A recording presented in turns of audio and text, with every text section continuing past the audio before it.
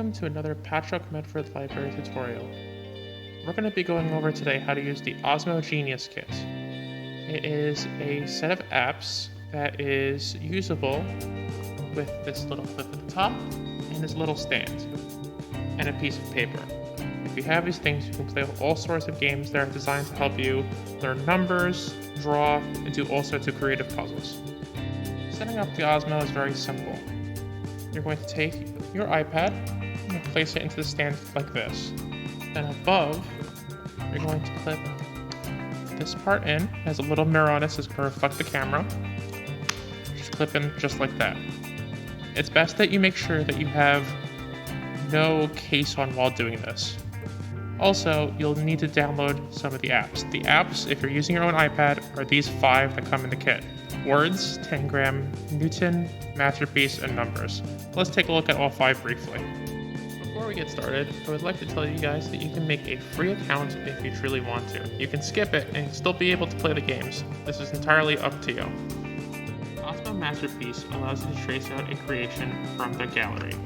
For instance, we can choose something from food. We can try this apple top left. And what it's going to do is trace out an apple. Take our pen to the paper, and as you can see, the camera is going to help guide us. So like if I was going to make this line right here, we now have the start of the leaf of an apple. This is the Osmo Newton app. As you can see, a ball keeps falling down, and when the objective here is we need the ball to hit that little orb with a lightning bolt in it. So what we're going to do, I'll angle the camera slightly down, is that if I put my pen to this paper, the camera's going to pick up on it, and I'm going to try to draw a line to get it. You have to do it a couple of times to make sure you get it correct. As you can see, I'm slightly off, but what you can do is you can actually move the paper slightly until you get it correct. Let's see if we can get it. Just like that. And that's the first stage. Osmo Words allows you to practice your vocabulary. As you can see here, we have a clue and we have 4 letters out of 5. We need to figure out what the final word is going to be. So if we place the W tile right here, we got it right and we get some points.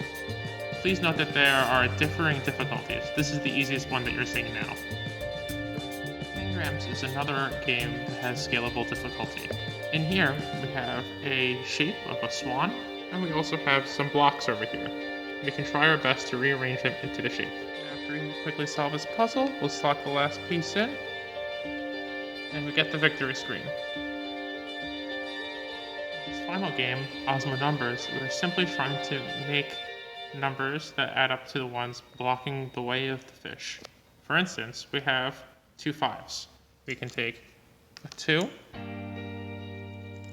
a 2, and a 1.